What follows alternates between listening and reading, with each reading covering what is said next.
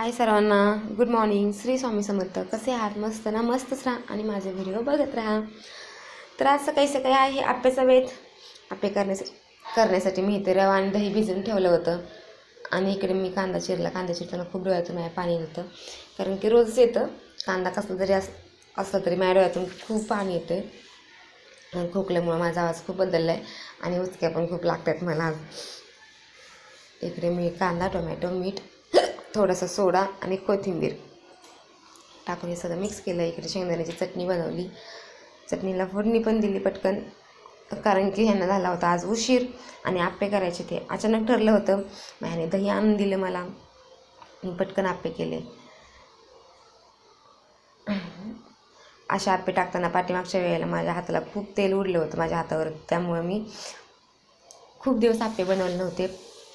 पण ह्यांचं 2-3 दिवस आलं होतं आप्पे खायचेत. त्यामुळं आज सकाळी त्यांना म्हणलं ठीक आहे, जावा पटकन दही आणा, मी तुम्हाला करून देते आप्पे.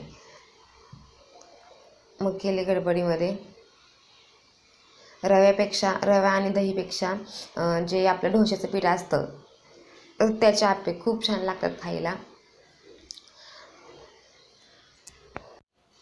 हे बघा आप्पे किती छान झाले, सॉफ्ट एकदम. इकडे यांचा नाश्ता सुरू झाला आहे. इकडे आरव झोपून उठला आहे. स्वरा आली खेळायला, त्यासोबत तो खेळत बसला आहे. आरवचा पसारा बघा बालपणी किती पडला. आरवला अभ्यास केला की स्माईल द्यायला लागते हातावरती, मग तो खुश होतो. नाश्ता करायला बसायचं आहे, त्याला सांगितलं नाश्ता करायला ये.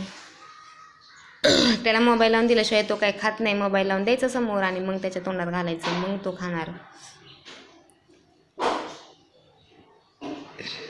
सगळ्यांचा नाश्ता झाला, मी पण केला नाश्ता. आता किचन आवरायचं होतं, कारण की माझ्याकडून दूध सांडलं होतं. मी दूध तापायला ठेवलं होतं आणि भांडी घासता गॅस फुल होता, त्याच्यामुळं मला माहीतच नाही गॅस फुल होता ते. आणि भांडी घासता पटकन दूध उतू गेलं. थोडंसं सांडलं होतं, मग मी म्हटलं सगळाच गॅस वगैरे साफ करावा, कारण की सकाळी गॅस पुसून घेते मी आणि संध्याकाळी स्वयंपाक झाला की सगळं घासून वगैरे ठेवते.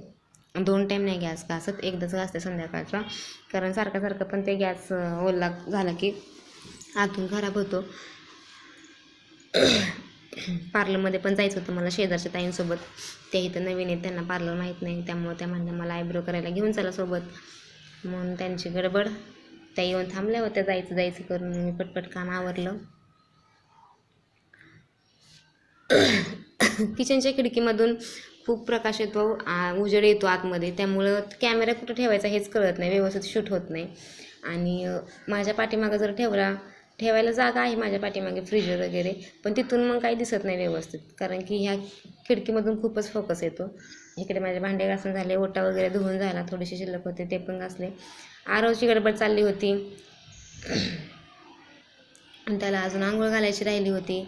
तो सकाळी पटकन आवरतच नाही, त्यामुळे मी त्याच्या नादाला लागत नाही. माझे काही पटापट आवरून घेते आणि मग त्याची आंघोळ वगैरे बघते, कारण तो काही आता कुठे जात नाही स्कूलला वगैरे, त्यामुळे तो निवांत असतो. तिकडे तो खेळतोय. माझ्याकडून गडबडीमध्ये मिक्सर पुसताना ग्लासमधलं पाणी सांडलं, सगळं पाणी भिंतीवर सांडलं होतं फ्रीजच्या पाठीमागं. परत सगळं काढलं, पुसून घेतलं, सगळं आवरलं. पटकन आंघोळ घालायची आणि जायचं पार्लरमध्ये. फ्रीजच्या साईडच्या कप्प्यात काय ठेवलं होतं ते पण भिजलं होतं, ते सगळं व्यवस्थित बघितलं, फ्रीज पुसून घेतला. पार्लरमध्ये आलो तर आम्ही पार्लरमध्ये आरवची मजा चालली होती. त्या चेअरवरचं आनंद घेत होता तो. भरपूर चेअरवर बसायचं, झोपायचं चाललं होतं. इकडे चालू होतं त्या ताईंचं आयब्रो करायचे. पार्लर ताईंना विचारलं व्हिडिओ केलं तर चालेल का, त्या बोलल्या करा बिंदास. म्हणून मी थोडासा तिथला पार्लरमधला व्हिडिओ केला.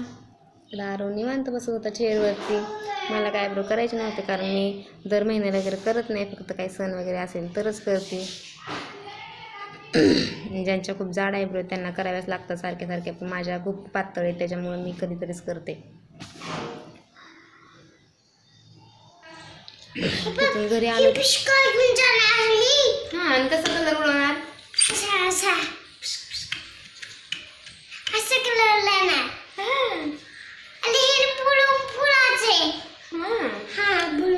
बरं ठीक आहे.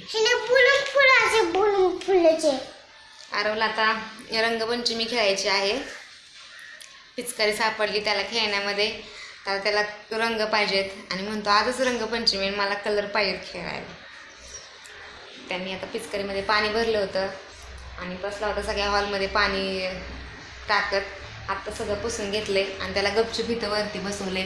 शांत बसायचं इथं गपचूप म्हणून. वरती बघा त्याचा बेडवर पसारा आहे सगळा नेहमीप्रमाणे रोज. चला बाय, भेटू परत उद्याच्या व्हिडिओमध्ये. श्री स्वामी समर्थ सर्वांना. दादा श्री स्वामी समर्थ बोल. बाय बाय कर ना, बाय बाय.